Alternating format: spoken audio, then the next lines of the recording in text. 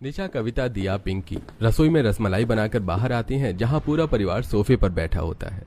माँ पापा चलो भैया का रिश्ता पक्का होने की खुशी में हमारे हाथों की बनी रसमलाई खाओ। देख रहे हैं जी, हमारी बेटियां शेफ बनते ही हमें घर में तरह तरह के पकवान बनाकर खिला रही हैं। एक बार बस घर में बहू आ जाए, फिर घर में भी खुशियां ही खुशियां होंगी। इतना बोलकर जैसे ही शांति मिठाई खाने जाती है, विनोद के पास फोन आता है और विनोद दुखी हो जाता है। क्या हुआ भैया, किसका फोन आया जो आप इतना दुखी हो गए? निशा, कविता, दिया, पिंकी, तुम अपनी बनाई मिठाई वापस ले जाओ। पता नहीं आखिर हमारे बेटे का रिश्ता कहीं लग क्यों नहीं रहा। इतनी मुश्किल से एक रिश्ता लगा था, लड़की वालों ने ये रिश्ता भी तोड़ दिया। कहते हैं जिस घर में 4 नंद होंगी उस घर में वो अपनी बेटी नहीं देंगे। कैसी सोच है लड़की वालों की। अब क्या हम अपने घर की बेटी पड़ोस के घर में रखेंगे? अच्छा हुआ भैया जो ये रिश्ता टूट गया। रिश्ता तो टूटना ही था, आखिर मैंने जो आग लगाई थी। इस घर में कोई मेरा अपना नहीं है। ये चारों माँ बेटी तो एक हो जाती हैं, पर मेरा साथ देने के लिए कोई नहीं। इस घर में बहू तो मेरी ही पसंद की आएगी और फिर वो रहेगी मेरे साथ। जहां दीपक का रिश्ता टूटने से पूरा परिवार दुखी था, तो वहीं मन ही मन अर्चना काफी खुश होती है।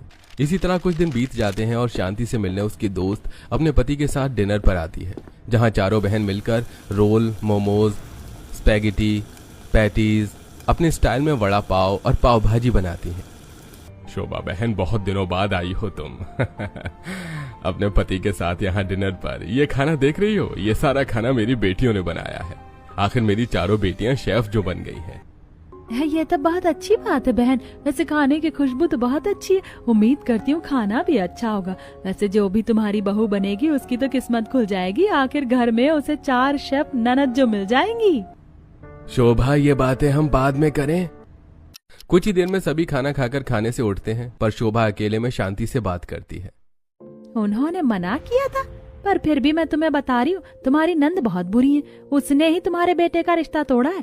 अब कभी लड़की देखने जाओ तो अपनी नंद को मत लेकर जाना। लड़की वालों ने बताया मुझे रिश्ता पक्का होने के बाद तुम्हारी नंद उनके घर गई थी। उसने ही कान भरा लड़की वालों को ये कहकर कि तुम्हारी चारों बेटियां सही नहीं, क्योंकि वो शेफ का कोर्स कर रही है, इसलिए उनमें घमंड है। अब तुम खुद सोचो, अगर ससुराल से ही कोई आकर इस तरह की बातें करे तो भला कोई माँ बाप अपनी बेटी क्यों ऐसे घर में देना चाहेगा, जिस घर में 4 कुंवारी नंद बैठी हो, वो भी शेफ। पता नहीं ये क्या चाहती हैं। खुद अपना घर तो बसाया नहीं है, मेरे बेटे का घर भी नहीं बसने दे रही हैं। हर समय हमारे घर में जहर घोलने का काम करती हैं। अब मुझे इनसे छुपा कर ही अपने बेटे का रिश्ता तय करना होगा। जब शांति को अर्चना की करतूत का पता चलता है तो उसे बहुत गुस्सा आता है।